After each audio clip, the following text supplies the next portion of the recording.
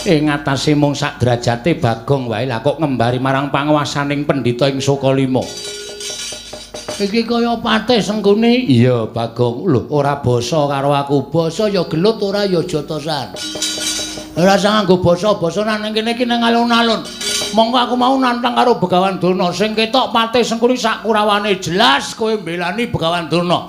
Pancen kepara nyata. Rasah kok ki ana omong sing tanpa guna. Kowe apa Kartoslebor kuwi sing maju? Kartomarmo Kartoslebor dengkulmu mlocon. Heeh, Kartomarmo sing maju. Kowe aku ya wani, Kartomarmo aku ya turah wani. Aja kemeng Kartomarmo ijen. Kerubutan sak Kurawa ora bakal tak tinggal loncat.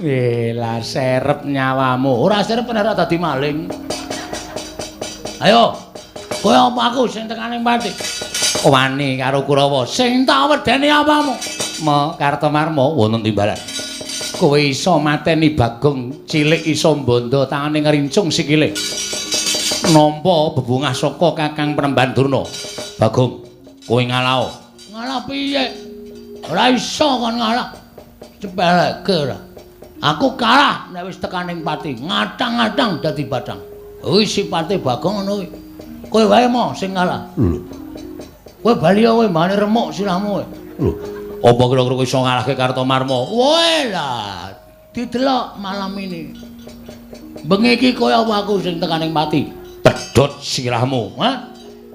Pedhot gulumu. Wah, gimer sirahmu tak nggo gatheng kowe. Wah.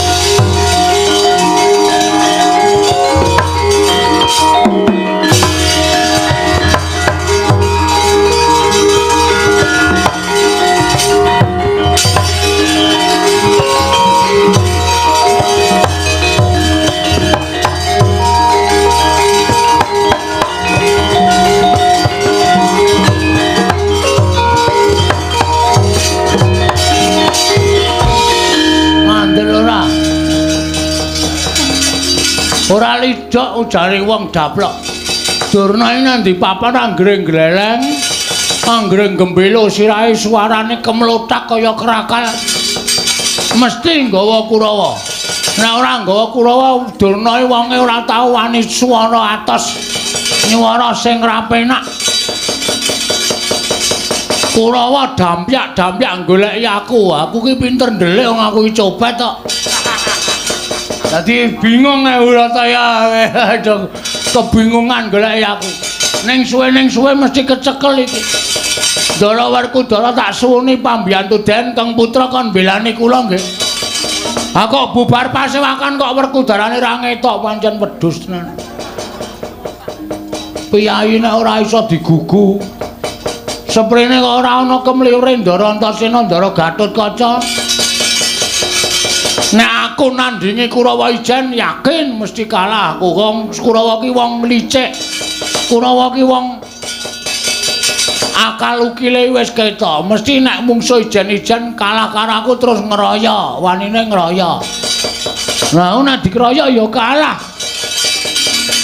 Nek ora aku cekak-ceket goleki Ndara Antasena Ndara Gatotkaca, Ndara Antarja takon belani aku selak kecekel Kurawa modar. Nek ora goleki Ndara pun suwe. Ayo sawetara.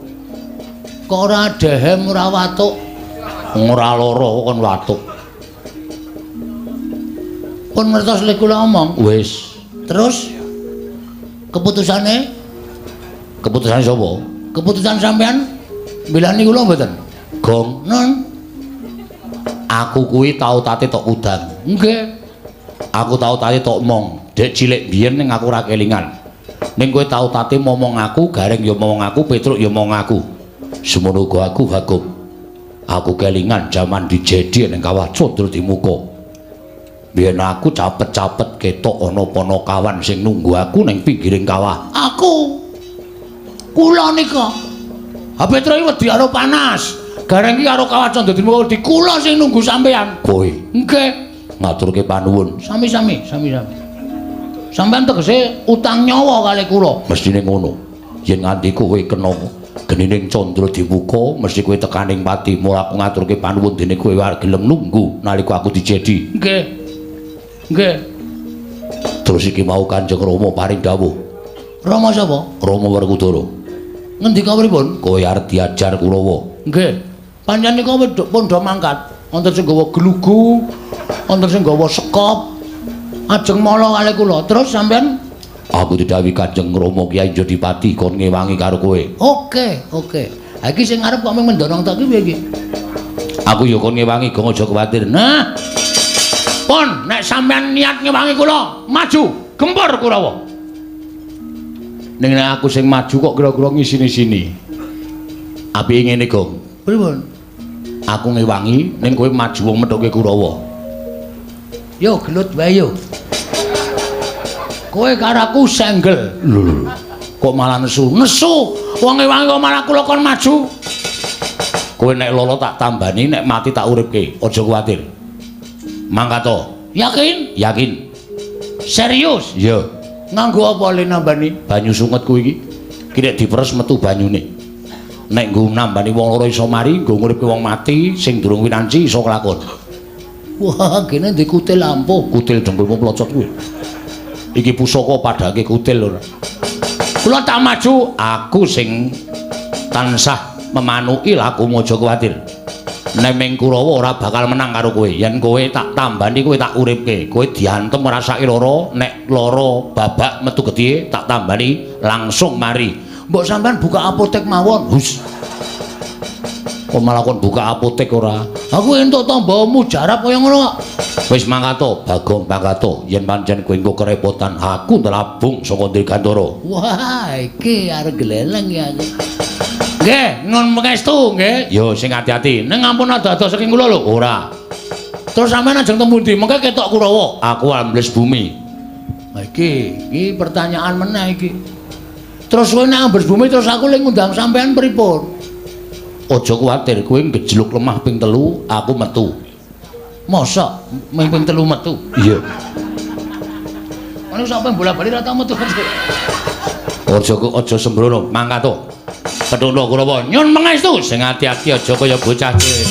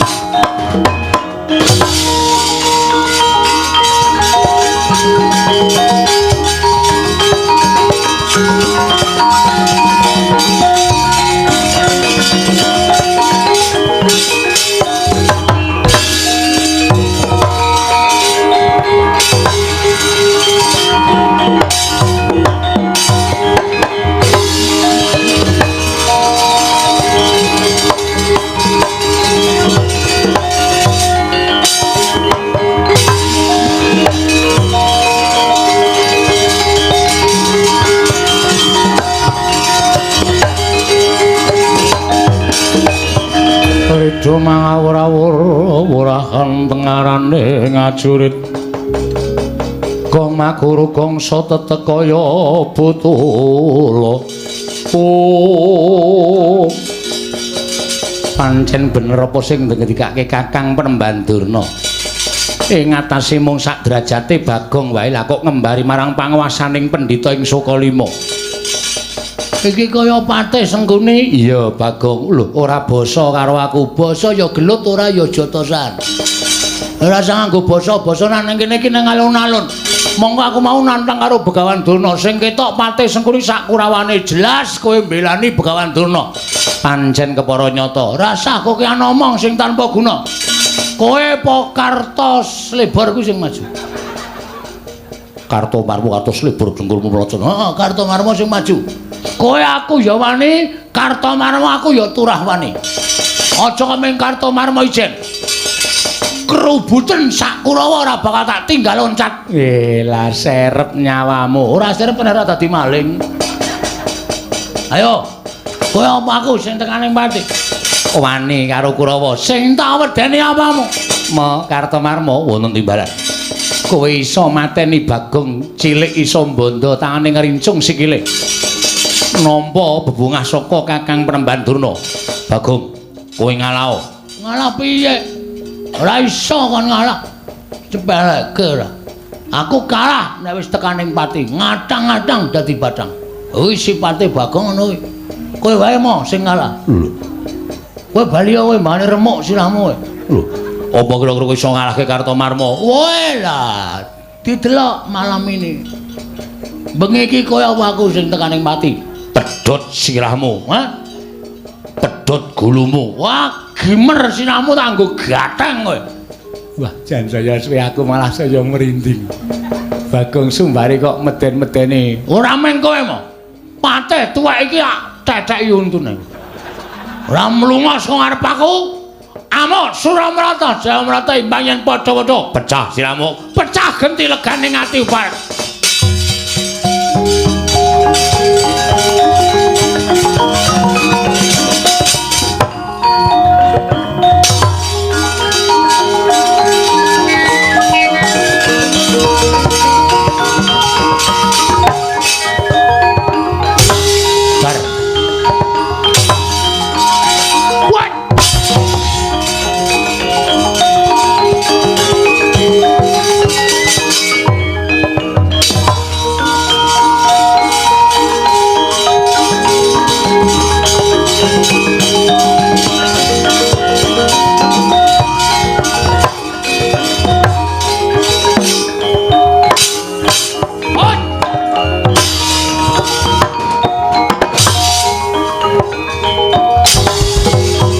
Semah tak petok.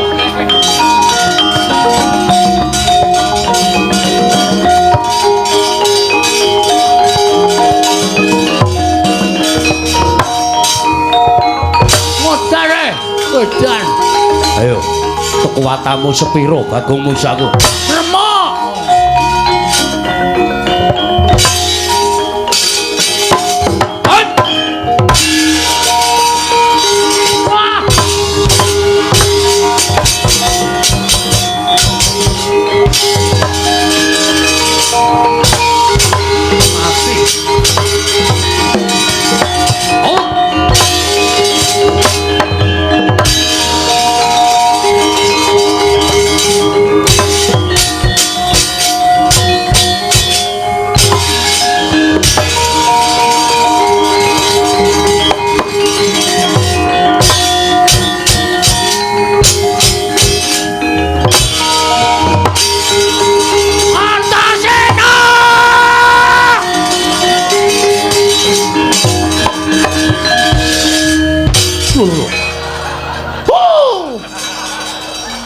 Ngapa? Oh, arep modar aku yan. Mau janjine piye? Gejluk lemah ping 3. Wis luwih saka ping 3. Nganti sing tak gejluk ngolet-ngolet. Ra metu-metu. Ya sing gedhe pangapuramu kurang seru, Gong. Wah, ngono carane ngene iki aku enggak main aku. Enggak main piye? Wis ora nggo perang-perangan. Ha iki senegro iki nglocop bathuke iki. Ki gede-gede iki. Tambani nganggo sungutku mari. Wih lho. Wih, heeh. Ki nggon unyeng-unyeng iki. Kuwi borok kok. Oh iya, Ding. Tambane iya. Yo. Ndak gatel. Yo. Malah nambani borokmu barang. Sonana wah wis ora tertib mah aku. Maju meneh, aku tak rasa ambles bumi. Engko konangan. Lera penak ning kono kuwi, Gong. Nek konangan tak dikira wong Pandhawa mbelani karo kowe. Lah ya kowe. Ngene bae. Piye? Lho, ora bosok anu pripun? Aku tak manji ning awakmu. Manji awakku piye? Manji ning jero awakmu. Kowe engko diantem ora krasa, dipateni ora iso mati. Iki serius? Iya. Tenan. Lihat ndi? Lajene? Ora iso. Kene wae apa piye? Ciut ning ngombo iki. Yo. Elastis. Ora sudi. Lah metu ngendi kok ngewohke? Kowe ngamet ambegan, aku tak mlebu ning awakmu. Ngamet ambegan? Wis ya wis. Nek aku mlebu ning awakmu kowe dikapak-kapake ora apa-apa. Lah moyo ditibani gaman mesti kowe ora apa-apa.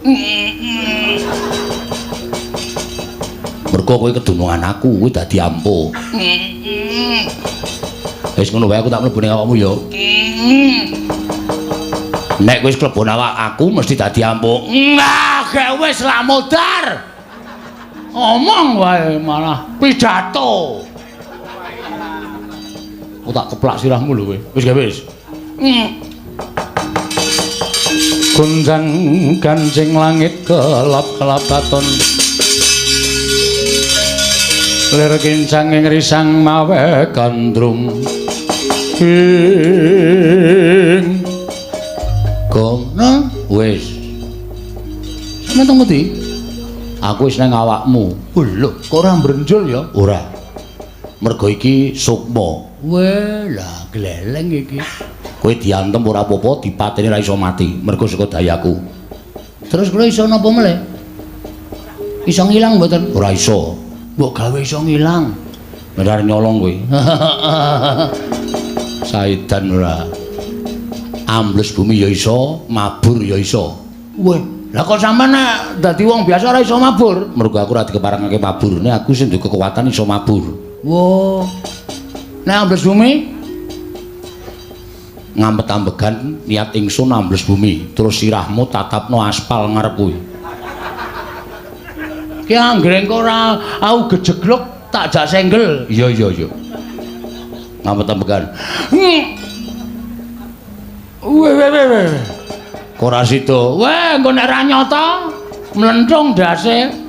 Nyata-nyata gawe wis. Niat ingsun ambles bumi.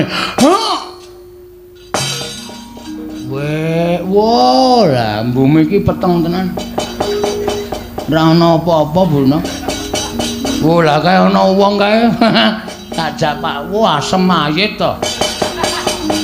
Jaratan ketok le mringis medhung olah.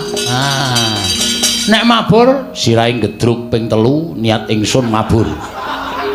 mbok sing apik omongane. Ya anu sikil. Wah, Antasena iki arep nyilakake sirah kok kon gedruk ping 3. Ayo mumet mabur tenan kon melayang. Sikil gedruk ping 3 niat ingsun mumet. Niat ingsun mabur. Kowe aja tiru aku to, Antasena.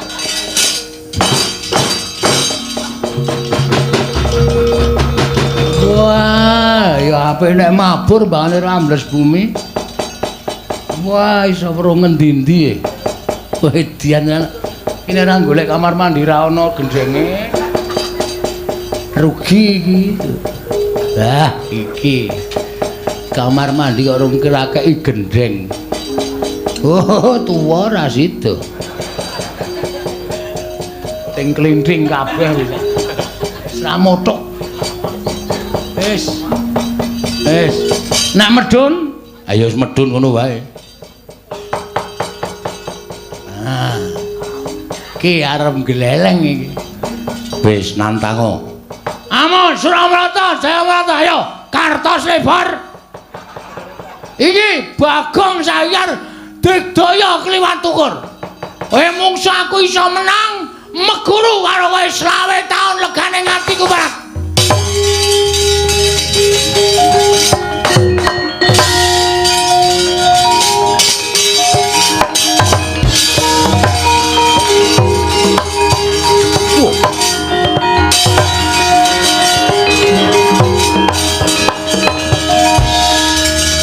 Meripate kok mendelik Wae mataku ambar ngopo kowe? sajahe mentas meguru anyar. Ora memper meguru kok ming sedilit. Ning matek aji jaya kawijayan. Ayo, kowe iso gawe aku semaput gedene aku tok antem glecak meguru karo kowe 20 taun. Pecah siramonya.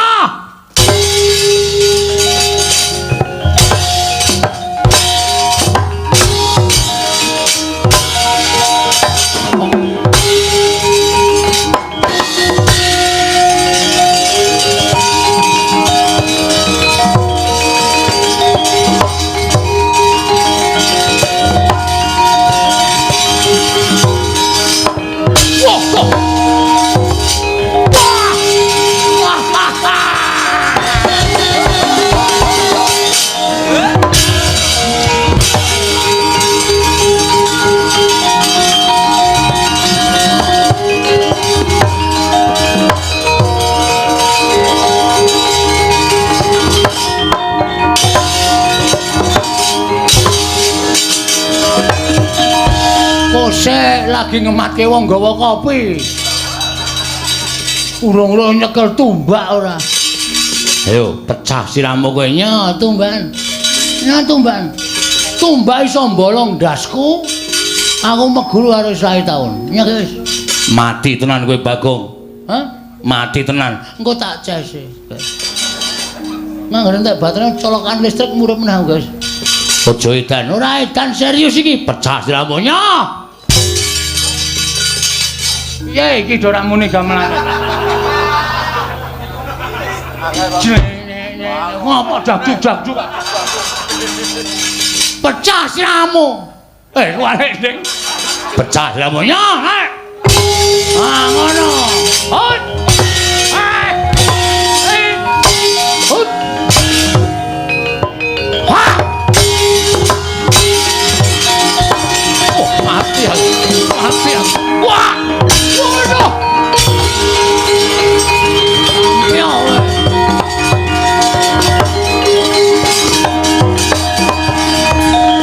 Gledhek dasmu wis semaput ora. Pelekke ora. Rumangsane padake wong loro saudon telu saurupan. Tunggale Kartomarma Kurawarwane Robakaya amuk legane ati.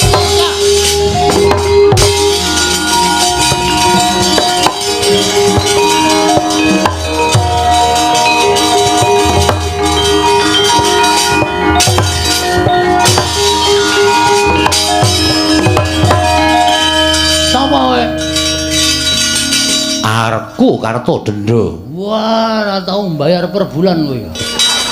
Ora tau mbayar tadi denda terus. Peranganing para Sata Kurawa, Kartodendra dasar Pranyata. Kartomarma kalah karo kowe. Kartodendra durung karuan. Kowe arep ngopo kowe? Ngajar kowe. Kowe nek aku ngene iki kira-kira kowe gila ora? Lho, dimati lho. Lho. Kok mblesek awake? Ora mung awake tok. Aku nek mbleseke sak ndase. Ora percaya kowe? Lho, mati aku.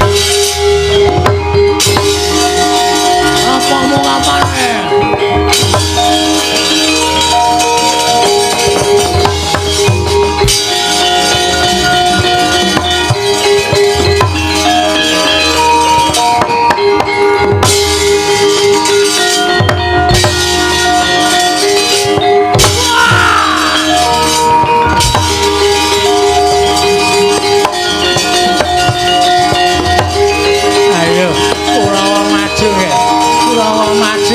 Kroyok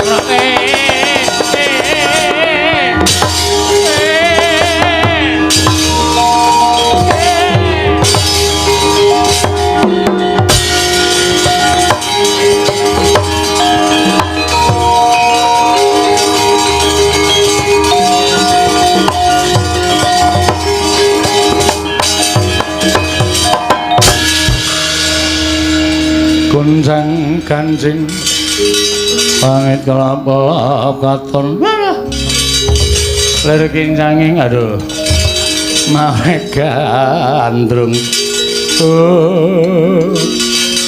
nyuwun pangapunten Kakang Durna lagi metu kaya kesonjo mbaya mboten nginten babar pisan nek Bagong digdayane kliwat ukur lho Bagong digdaya mergane kula sawangsa ing katebian iso ambles bumi.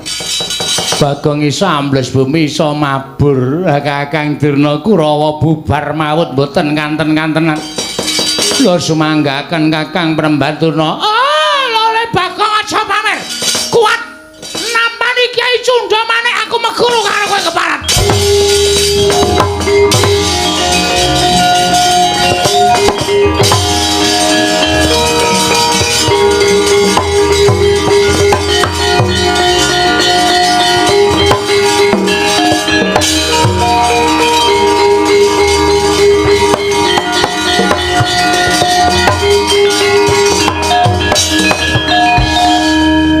Gus, piye? Durna beto drei, drei dengkulmu. Kae dudu drei. Lah napa? Kae pusaka arane Cundha Manik. Waduh, murup kaya wong nyuluh. Mergo saka dhewe kekuatane sing ampuh ngegilani mula pusaka kae murup. Terus Ora usah wedi. Kethuke Gong, kowe ora bakal tekaning pati. Engko nek mati ora usah wedi. Tandang ngono, aku sing bakal namengi saka jero awakmu. Oke, ayo gawa pusaka suntan aku ora wedi legane atiku, Mas.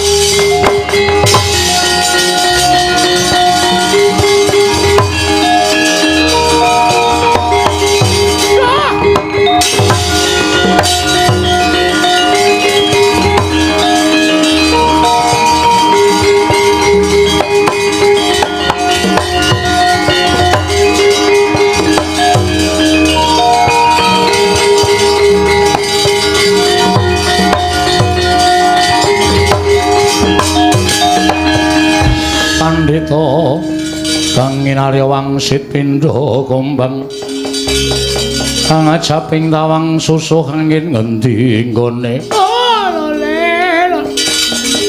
entos malu kembol manyar-manyar duk ning dungkul wana dadi alas-alas dadi wana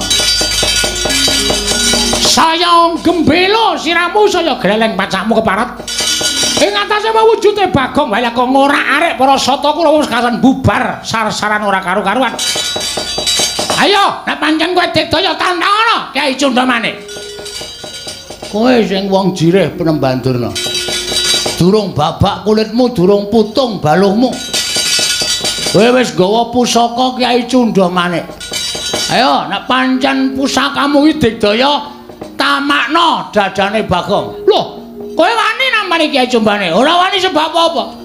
Pusaka ampuh karo ora gumantung kowe. Ning gumantung kelakuane sing duwe pusaka. Nek kelakuane sing duwe pusaka kuwi elek, tumindake angkara budi candala, pusaka sing ampuh ora bakal ana dayane apa-apa. Ora percaya? Bisa dibuktikan. Silakan. Lho kuwi nyatane kaya ngono. Kabeh-kabeh kuwi mung gumantung ana kersaning sing gawe urip. Ampuhing pusaka, ampuhing menungsa. Malati papan panggonan ki mung gumantung karo sing gawe urip. Hah? Wis tau ngerti ceritane Nabi Musa? Loh. Pendhita ora tau menyang pengajian. Nabi Musa kae tau ngomong iya. Kae entuk firman saka Gusti Allah. Musa, tongkat kuwi sabetna ning Laut Merah. Merga entuk firman saka sing gawe urip, mula tongkate ampuh. Nek wis ora diparingi firman karo Gusti sing akarya jagat, tongkat kae ya mung kayu ngono wae ora ana dayane apa-apa. Cundamane semono uga tok anggap ampuh nek Gusti sing gawe jagat marengake Cundamane ilang dayane kuwi mung wesi rongsokan kuwi. Ayo tibakno nang wetenge Bagong. Ayo gak wis. Ayo ora bakal temancep ning malah dadi srana Melancarkan peredaran darah. mergo aku tak uncek nggon weteng. Wis, aja kokean gunung sing tanpa guna. Dijajal apa piye? Oh, lakon mati dening aku. Wah, Durna bapakku, Bagong.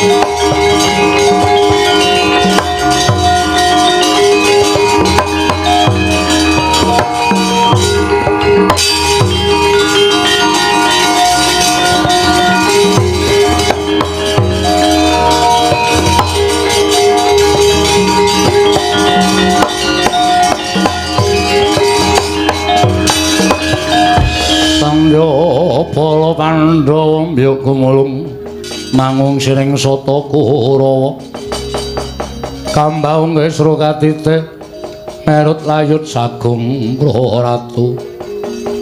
Kula nuwun mapunten, Nger. Iya, awis saking pangatenipun ponakan Bagong saengga kula damel ribet wonten ing negari Ngamarta sewu-sewu kalepatanipun ingkang bapa Tadah Wadana. Bapa Penemban. Mestinipun Bapa Penemban Durna menika saged menggalih Bagong menika namung drajating Panakawan. Nanging sabab menapa panjenenganipun Bapa Panembahan Durna mituruti dhateng menapa ing dados pikajenganipun Panakawan Bagong. Oh, inggih amargi Bagong sampun kurang ajar dhateng Bapa ing Sukalima. Bagong sampun nias dhateng Bapa ing Sukalima. Bagong sajaipun sampun ngilani dhateng Bapa ing Sukalima. Namung semantena kang kinten kula Bagong namung dapur gegojekan. Mboten gadhahi niat wantun kaliyan Bapa Panembahan Durna. Oh inggih menawi ngaten kula ingkang nyuwun mangapunten lan salajengipun kula nyuwun dawuh saking Paduka Anak Prabu Puntadewa. Menggah kados pundi babakan perkawis menika?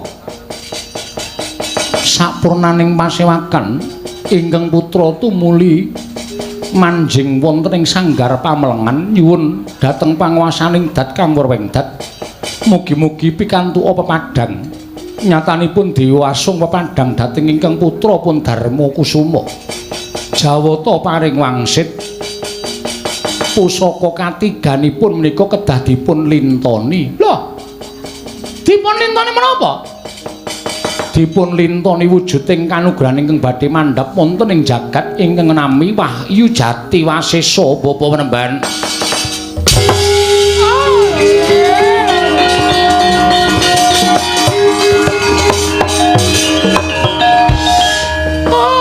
Kandhak bleguduk soal gembol swara nante awela.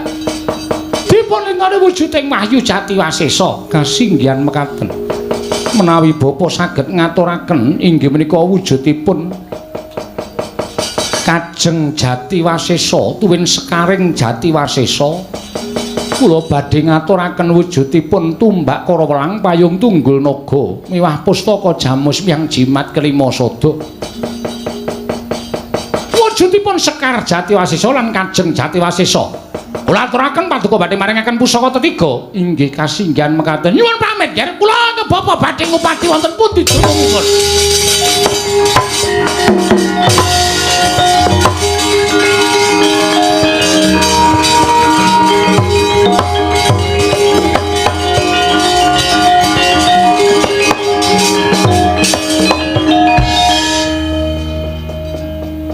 Nek dilintoni kayu jati biasa pripun? Bagong, no. Kowe tak kandhani ya Bagong, nggih. Ratu kuwi ora kena mban cindhe, mban siladen. Mban cindil, mban cindhe. Mban siladen tegese ora kena bedak-bedake. Nggih. Kowe bali neng Karang Kadempel. Mekaten sinuwun. Iya Bagong. Matura karo bapakmu mesti wis tanggap. Oh nggih, ngestakaken dawuh. Nyuwun pamit nggih. Ndara Kudara, sing ati-ati aja kaya bocah cilik. Sampeyan ora ngerti kekuatan kula to? Winti kekuatan apa? Mungsa Kurawa menang. Wah, aku ya weruh. Gumun aku ing ngatasi Bagong kok kekuatane ngedapi-dapi. Awula saniki Bagong modern. Iso ambles bumi, iso mabur. Oh iya. Nggih. Kaya ngopo? Mangmatke nek mboten pitados.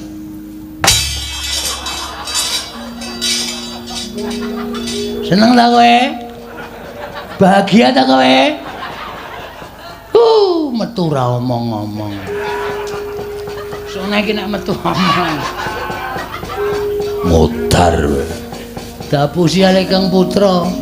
Wong minta slupe kok njur arep sapa-sapa arep dimuki bapakku barang arep diumuki wong bapakku ki wong ngerti kok arep diumuki. Mbok menawa kok wis Bagong Baliya sandangamu kae mau gawanen. Oh iya. Kula kakek kraton e wau. Ya wis jupuken. Nggih, ajeng kula nggih melih. Ya wis kono Bagong.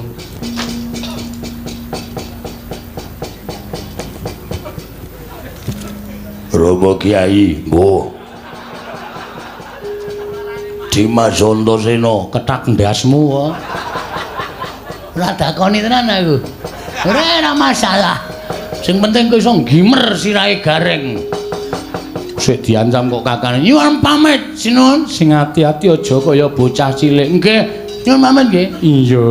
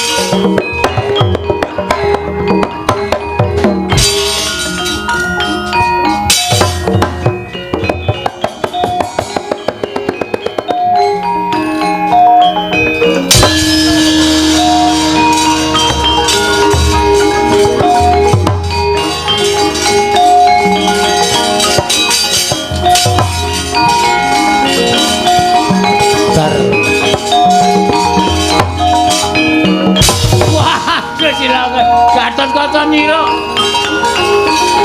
nyuwun pamit.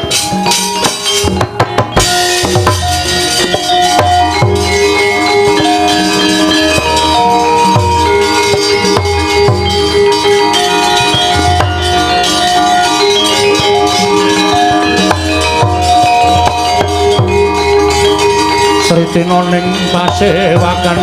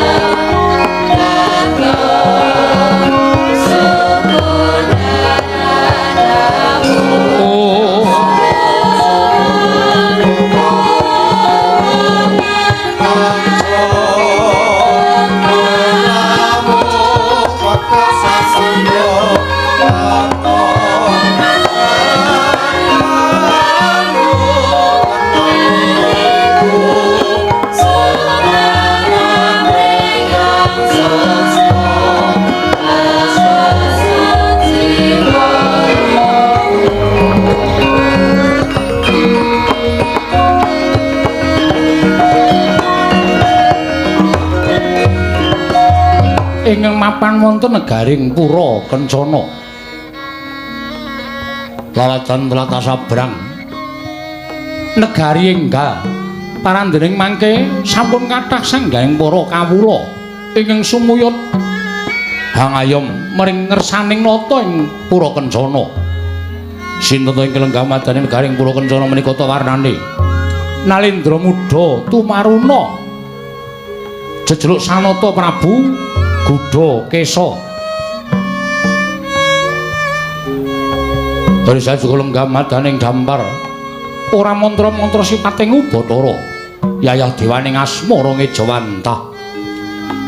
Nalika semanten sineba ing abdi ing kepatihan nadyan apangkat patih parandene wujuding wanita utawi pawestri nenggih Patih Sambega Mabuka Susilastawa kadhemuka konjeming Bantala ing Jawi Andher mlabar sangganing para kawula Nayaka Punggawa nganti tumpang dengkul pasibaning Purwadyabala. Parandene sedaya ngrantos dhateng sabaring nata Prabu Gudha Kesa. Katingal Sanata arsa medhar pangandikan kawis dingal pasuryan ingkang wis bingar datan rengu kaya nalika lenggah madaning dampar sigra ngangsek sangganing Purwadyabala ing cipta nedya midhangetaken pangandikanipun Sanata Prabu Gudha Kesa. Dados mawujuding pangandika Sanata Prabu Gudha Kesa ingkang dereng kababaring lisan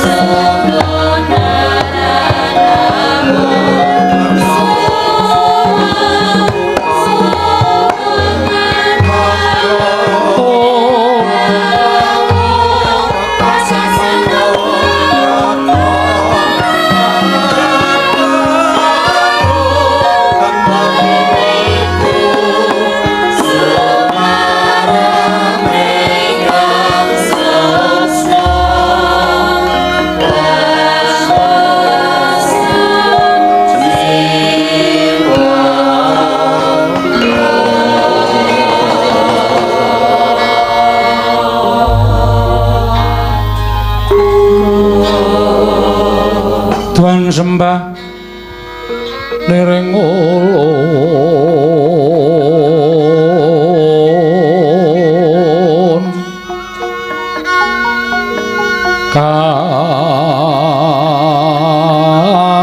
purba risang murbeng rat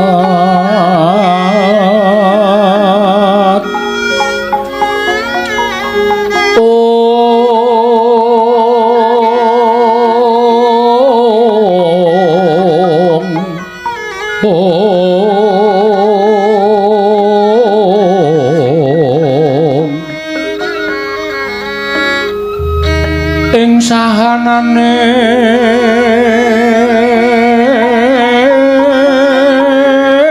ingkang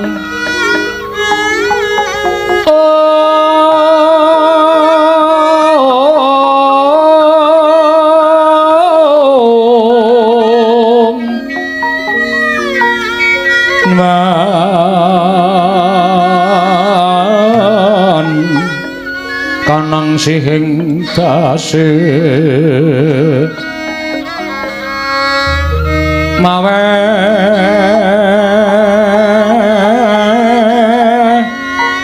buka sawegung sagum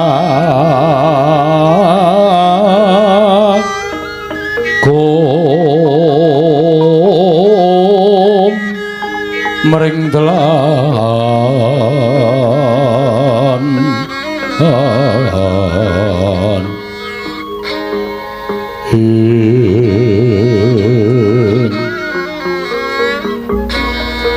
Iwan kanang mamujweng ngori jengnayake ngret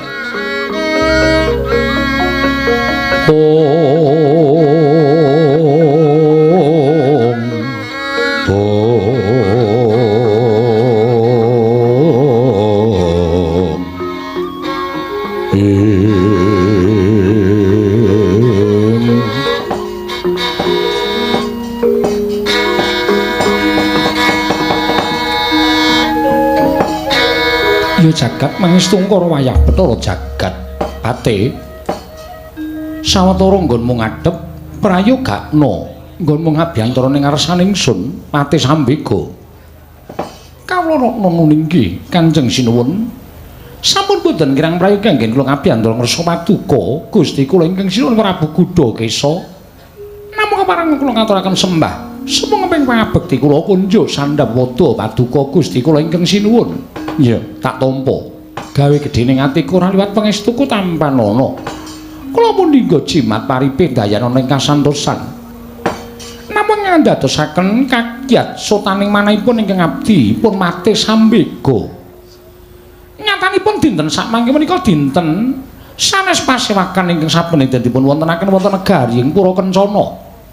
Nanging sabab menapa Tire Paduka nglempaken sangganing para nayaka Punggawa tuwin ingkang abdi ing kepatihan menawi dipun keparengaken kula badhe cemadung dawuh badhe wonten pangandika menapa saking Paduka Gusti kula ingkang sinuwun ing Pura Kencana inggih menika Prabu Gudakesa pate wonten timbalan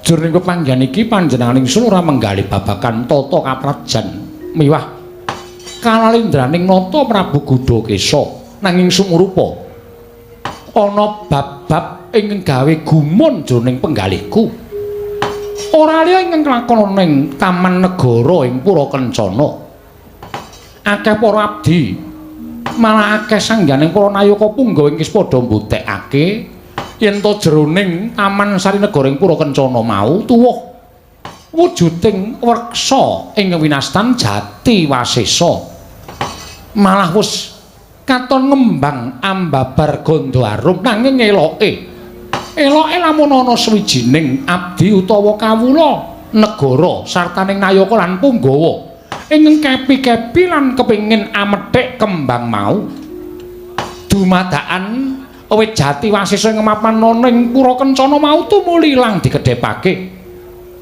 mula nalika semono panjenengan ingsun mbuktekake dhewe kaya ngapa ta wujude kembang Jati Wasesa ing mapan ana ing telenging Pura Kencana lah kok jebul saksuwene aku nyumurupi marang tetukulan kembang-kembang sakwernaning kembang ingkang ana ing Pura Kencana endahe ora kaya yen to aku nyawang marang kembang Jati Wasesa nanging kaya ngapa bareng panjenengan ingsun kepengin methik wujuding kembang mau tumuli wit Jatiwasi sing mapan ning telenging taman muspra tanpa lari mula pate kumacelu kaslak nata ing penggalih ingsun bisa duweni marang Sekar Jatiwasi mau dina samengko sira patih ndak utus nun inggih golek wong kang limpat golek wong kang sekti golek wong kang digdaya sapa ingkang bisa methik Sekar Jatiwasi mapan wonten telenging taman negaring Purakencana mesti bakal sun ganjar ing sak purwat yen perlu nyuwun apa bakal tak udaneni Patih Sambega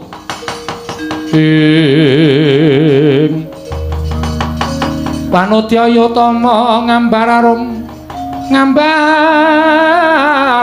arum sang kusuma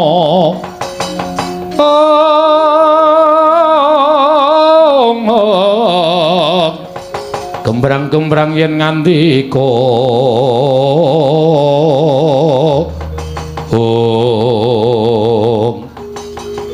Prastoda Paduka Gusti Kula Kresna Prabu Gudakesa lirana dinten samangke kula nyuwun pamit madal pasilan lajeng dipun wangini pinten dinten anggen kula nilar negari ing Purakencana ora tak wangeni wektu nanging tak keparengake sak prayogane nggo meninggal projeng Purakencana nganti entuk wong kang limpat panggraitane lantep panggraitane sarta sekti kalintang jayaning perang supaya bisa methik Sekar Jatiwasi ngemapan ana ing telenging taman Purakencana non ngestaken dawuh nanging ati nyuwun pamit nambeng mengstu sing ati-ati aja kaya bocah cilik Patih Sambega nggih ngestaken dawuh kula nyuwun pamit sinuwun